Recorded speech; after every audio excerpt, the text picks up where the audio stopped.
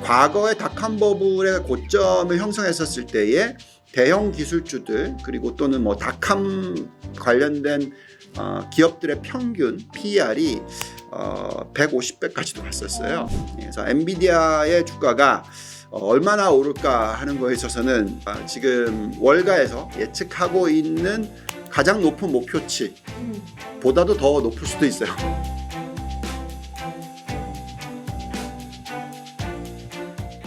네, 월가워즈 시청자 여러분 안녕하세요. 빅터뷰 시간으로 돌아왔고요. 저희 한 달에 한 번씩 늘 모시는 분이죠.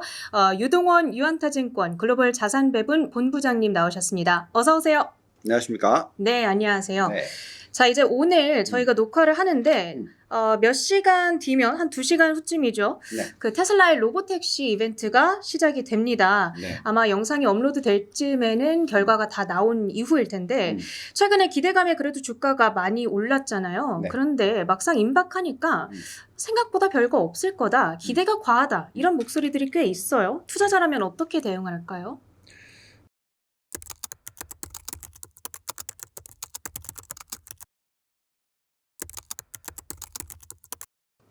그래서 또 생각의 전환을 가져와야 될지도 모르죠. 그러니까 무슨 얘기냐면 기대가 너무너무 많이 되고 발표가 되면 실망을 하죠. 그렇죠. 예, 그러면서 주가가 빠지겠지만 지금 발표 나오기 전에 지금 테슬라 주가가 좀 조정을 받아요.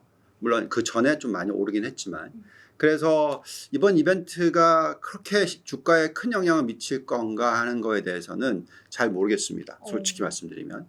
그렇지만 중장기적으로 놓고 보면은 이번 이벤트가 굉장히 큰 의미를 둘 겁니다. 왜냐하면 그 타이틀을 보니까 위 콤마 로봇이에요. 네. 예, 그러니까 I 콤마 로봇이라고 제가 고등학교 때, 대학교 때 가장 많이 보던 책이 그 아삭 아시모프의 공상과학 소설들을 정말 많이 봤는데 너무너무 좋아합니다. 예.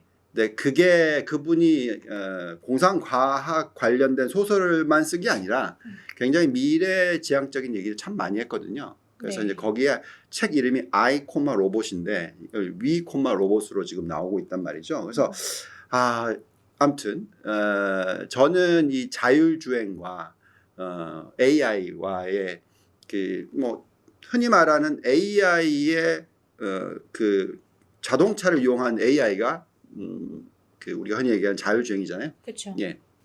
그래서 그 이후에 또 로봇 택시라는 것은 이제 자율주행을 하는데 그 택시 자체가 로봇 얘기를 하는 거고요. 또 뭐 다 아시겠지만 옵티머스인가요? 네. 이름이 맞죠? 예. 휴머노이드. 예. 휴머노이드 로봇도 좀 만들고 있고 그래서 테슬라는 정말 미래지향적이다라는 걸 생각하셔야 될 것 같고 앞으로 나오는 여러 가지 그 하드웨어들이 이 AI 소프트웨어를 포함시켜서 앞으로 큰 생산성의 향상을 가지고 올 거다라고 생각을 합니다. 네. 그게 얼마나 걸릴지는 잘 모르겠어요. 솔직히 바꿔야 되는 법규도 많을 거고 하지만 어쨌든 지금 현재 시점에서 AI에 대해서 가장 투자를 많이 하고 있고 앞으로 가장 많은 서비스를 만들어내고 또 제품을 만들어낼 기업이 테슬라이지 않을까라는 생각이 들고요. 최근에 AI 기반 컴퓨팅을 사용해서 자율주행 자동차 훈련시키는 속도가 굉장히 가속화되고 있고 네. AI 칩 H100을 활용해서 지금 35,000개에서 85,000개로 늘렸다라고 얘기를 하고 있고 또 이게 지금 보면 생성형 AI가 좀 다른 거죠. 왜냐하면 그러니까 비디오를 보면서 AI를 이용하는 거니까. 예, 그래서 앞으로 테슬라만큼 이렇게 데이터를 많이 쌓아가는 기업이 있을까라는 생각도 하게 되고요. 전체적으로 저는 이번 이벤트가 뭐 주가에 당장 영향을 미치지 않는다 하더라도 중장기적으로 놓고 보면 굉장히 큰 영향을 미칠 거다라고 생각을 하고 있고 테슬라의 지금 현재 PER이 100배입니다. 예, 그래서 비싸죠. 왜냐하면 매그니피선트 7의 평균 값이 지금 거의 한 35배? 그러니까 2배 이상, 3배 가까이 되는 그런 PER이라서 비싸다라고 생각하실 수는 있겠지만 앞으로의 이익 증가가 일어날 수 있을 부분을 감안한다면 이렇게 얘기하잖아요. AI와 FSD만 가지고도 1조 달러의 어떤 시가총액 가치를 가지고 있다라고까지도 얘기를 하잖아요. 그래서 결국 앞으로 미래 성장에 대해서 기대치는 계속 만들어질 거고 아마도 인류가 그 화성, 마르스 갈 때까지 아마 계속해서 그런 기대치는 상존하지 않을까까지도 생각하고 있습니다. 네, 본부장님께서 이제 장기적으로 좀 제시해 주시는 테슬라에 대한 시각은 일관적인 것 같습니다. 장기적인 기술력에 내가 베팅을 할 거라면 그래도 괜찮게 볼 수 있겠다. 한번 결과를 지켜봐야겠습니다. 자, 엔비디아에 대한 의견도 여쭤볼게요.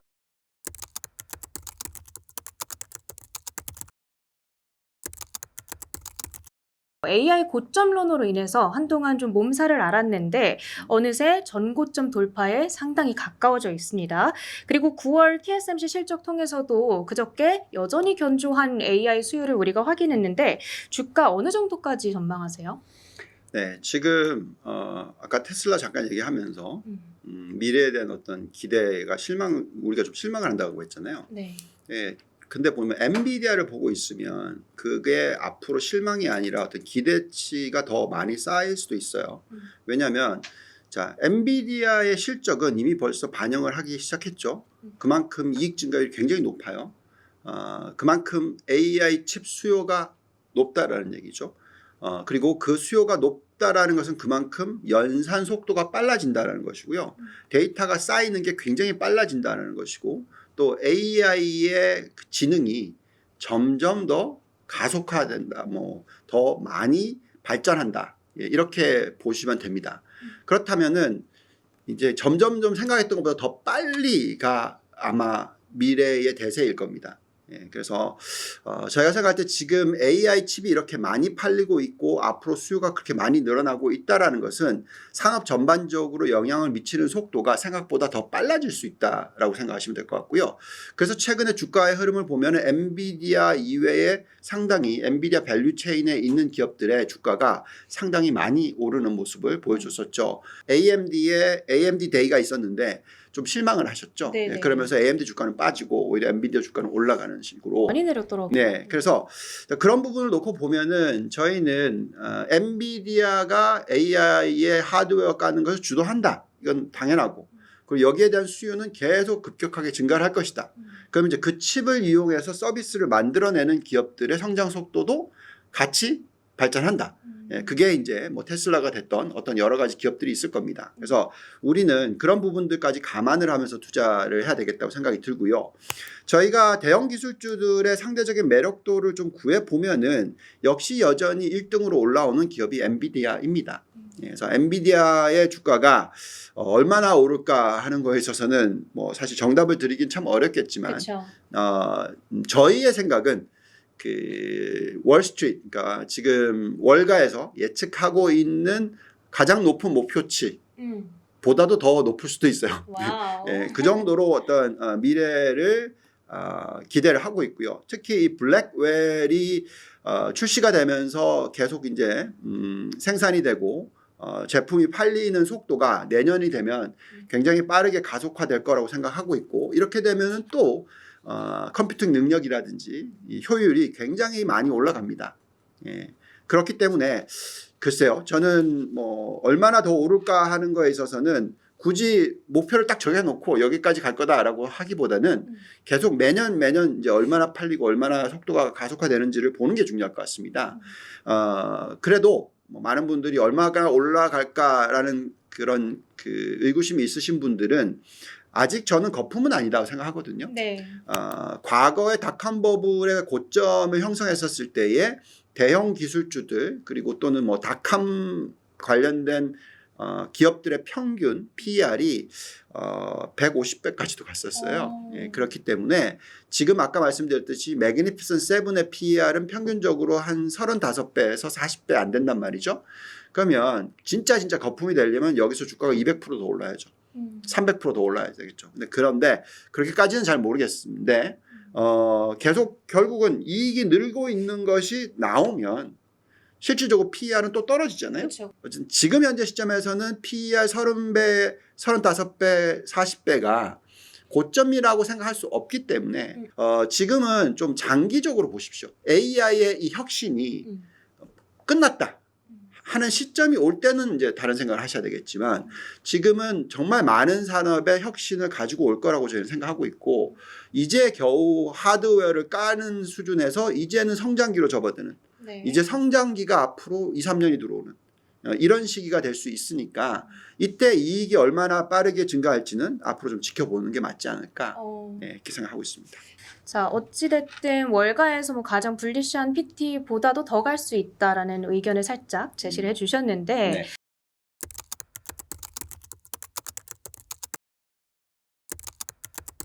이제 우리 입장에서는 엔비디아가 많이 오른 것도 사실이기 때문에 조금 AI라는 어떤 팀 안에서 밸류체인 쪽으로 분산을 하는 전략을 생각하게 되거든요. 네. 그리고 실제로 그동안 9월 들어서 특히 대표적으로 전력 조달, 특히나 원자력 쪽에 익스포저가 있는 종목들이 굉장히 많이 올랐잖아요. 비스트라, 뭐 컨스텔레이션 에너지, GE 버노바 이런 종목들이 있는데 네. 지금 좀 쉬어가는데 네. 투자의 관점에서 어떻게 생각하세요? 이렇게 생각하시면 됩니다.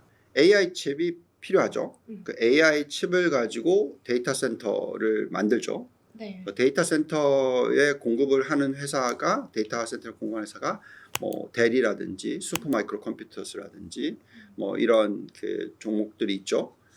여기에 또 부품을 공급하는 게 볼티브라는 또 종목이 있어요. 그러니까 이런 식으로 이제 밸류체인이 쭉 있습니다. 네. 그리고 또 이제 이걸 돌리려면 그죠? 가동을 시키려면 전력이 필요하니까 그 전력을 공급하는 회사들. 그래서 지금 말씀하셨던 이런 회사들이 나오는 거죠. 신재생 에너지일 수도 있고 아니면 원자력일 수도 있고 전력을 조달하는. 근데 이제 잘 생각해 보시면 이 가치가 어디에 있느냐? 사실 AI 칩에 있어요. 그렇죠. 왜냐하면 이 AI 칩이 있어야지 그만큼 그 연산을 빨리 할 수 있는 거고요. 그 속도가 가속화되고 있고 이게 이제 블랙웰로 넘어가면 속도가 거의 10배로 뛴다. 뭐 이렇게 얘기를 하는 거잖아요. 네. 근데 전력 소비는 10분의 1로 줄겠죠. 예. 그래서 이 밸류 체인에 있어서 모든 회사들이 그 쭉 있는 그 밸류 체인 아래에서 회사들이 마진을 크게 유지시킬 수 있으면 문제가 없어요. 네네. 근데 잘 생각해 보시면 이 데이터 센터를 만들어주는 회사들, 뭐 델, 그리고 슈퍼마이크로 컴퓨터스, HPE 뭐 이런 회사들 보시면 이 회사들의 시장 점유율이 데이터 센터 관련해서 네. 세 개를 다 더해도 30%가 안 돼요. 나머지 막 70%뭐 넘는 비중이 OEM이라든지 너무나 많이 분산돼 있어요. 그러니까 너무나 많이 분산돼 있다라는 것은 가격 경쟁력을 만들기가 어렵습니다. 똑같이 마찬가지로 전력 관련된 부분에 있어서도 전력 소비량이 10분의 1로 준다라고 하면 당연히 이쪽도 마진을 지켜내기가 어려울 수가 있어요. 그래서 우리는 모든 그 밸류 체인을 다 사는 것보다는 뭐 굳이 산다면 네. 그 안에서 그 섹터 중에서 가장 경쟁력이 높은 기업을 사야 되겠죠. 찾아내야 되는데 문제는 그게 참 어려워요. 물론 데이터 센터 관련된 회사는 찾을 수가 있지만 전력 쪽은 아직 잘 몰라요. 뭐 신재생 에너지든 아니면 그 원자력이든. 그래서 흑자 전환이 된 기업으로서 투자를 하는 게 맞아요. 이런 쪽은. 네네. 그래서 우리는 성장이 많이 있다 하더라도 계속 적자가 나는 쪽이면 밸류체인 안에 있는 회사라도 투자를 빨리 하는 건 아니고요. 네. 그 안에서 흑자 전환을 해서 시장 점유율을 가장 많이 가져가는 기업이 나왔다. 그러면 투자를 하는 거라고 말씀을 드립니다. 그래서 저는 지금 당장 이 안에 있는 모든 기업들을 다 사는 것보다는 여전히 엔비디아에 초점을 맞추고 그러다가 이제 나머지 밸류체인 안에 있는 섹터 안에서 이익을 벌어들이고 시장 점유율을 차지하고 1등주로 올라오는 회사를 그때 사셔도 늦지 않다라는 거죠.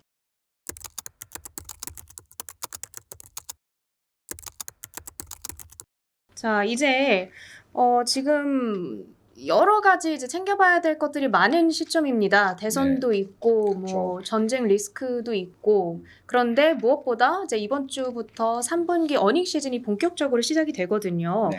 이번 시즌의 주요 포인트 그리고 유망 섹터가 있다면요? 자, 우선 주요 포인트는요. 네. 긍정적인 서프라이즈가 많을 거다. 저는 그렇게 생각합니다. 무슨 얘기냐면 지금 2, 4분기의 실적을 보시면은요. 매출 증가율이 5% 이상이었고 그 다음에 EPS 증가율이 11%가 넘었었어요. 전년 동기 대비해서. 네. 근데 지금 3분기 실적의 전망치를 보시면은 다 4%대예요. 매출 증가율, 이익 증가율 다. 무슨 얘기냐? 2분기보다 안 좋아질 거다. 그렇죠. 라고 지금 예측을 하고 있거든요. 근데 잘 생각해 보시면 지금 3분기에 대한 GDP 대충 나오고 있는데요. 이제 벌써 우리는 10월 달에 접어들었으니까 3분기 7, 8, 9니까 이미 다 알고 있는 내용일 수도 있는데 경제 성장률이 떨어지질 않았어요. 지금 3분기 경제 성장률은 최소 2.5%에서 높게는 3.1%까지도 전망이 되고 있단 말이죠. 네. 미 연준과 보면 이제 뉴욕 페드나 아니면 그 아틀란타 페드 쪽에서 나오고 있는 숫자를 보면 그렇습니다. 그렇다라는 것은 아마도 매출 증가율과 이익 증가율이 예상치 전망치보다 더 높을 거다라는 거죠. 아하, 비트가. 네. 네. 그래서 그렇다면 주가의 흐름은 좋겠죠. 자, 이걸 잘 생각해 보시면 대선이 언제 있냐면 11월 5일인가 아마 그럴 네, 겁니다. 맞습니다. 그러면 실적이 거의 그때까지 한 70% 이상이 발표가 될 거예요. 그래서 저는 지금 어떻게 생각하냐면 보통 많은 사람들이 대선이 있기까지 기다렸다가 대선이 끝나고 나면 불확실성이 없어지니까 그때 투자하자. 뭐 이런 의견들이 참 많으신데 네. 오히려 지금 투자를 하셔서 대선까지 쭉 가는 거죠. 왜냐하면 실적이 나오면 계속 주가는 올라갈 거니까. 그리고 대선 결과가 나왔었을 때 해리스가 당선이 되면 조금의 조정은 있을 수 있고요. 왜냐하면 법인세를 올릴 가능성이 있으니까. 네.